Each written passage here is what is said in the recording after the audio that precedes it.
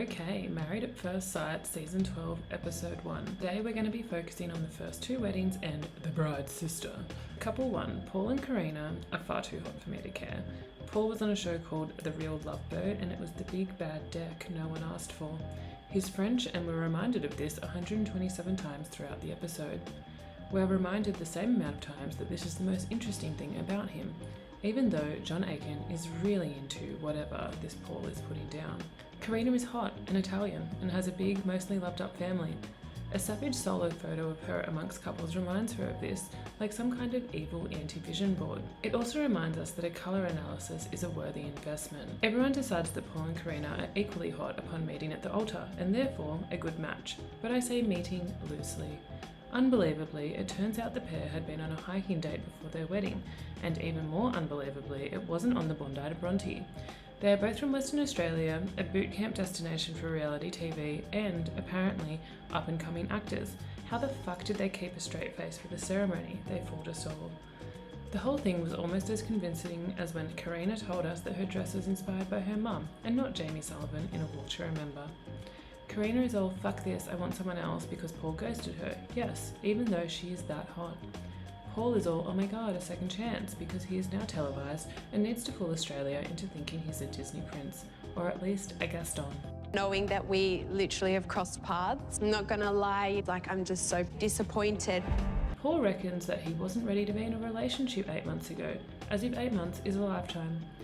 I should have obviously communicated that obviously a lot better to you, because obviously that's what I haven't done. Doesn't the Married at First Sight application process take a fucking hot minute?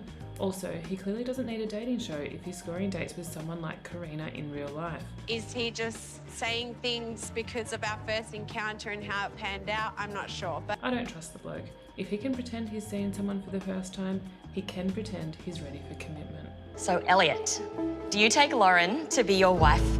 Couple number 2. Elliot will definitely ruin Lauren's life. Lauren is a modern-day Betty Crocker who would prefer to live in a time where saying pussies is fine and scrubbing a fiddle leaf is a normal thing to do. Elliot, with one T and one L, thinks caring too much about your partner is icky. He hates trashy women and hopes for an apron-wearing woman to come home to. I hate him. What did you ask for? My key thing was I want someone that's classy, intelligent. He threatens to Houdini on the wedding day if he's not satisfied. He does not mention whether or not he'll ensure his wife is also satisfied before concluding business. This says everything we need to know about him. All is well when Elliot decides Lauren's headband is adorable upon meeting her on their wedding day. All is not well when he realises who the bride's sister is. Oh my god, can I tell a story? Everyone was thinking Lauren's definitely not gonna like her husband. The bride's sister, aka Tammy, is a wild child, but not the type I would like to adopt.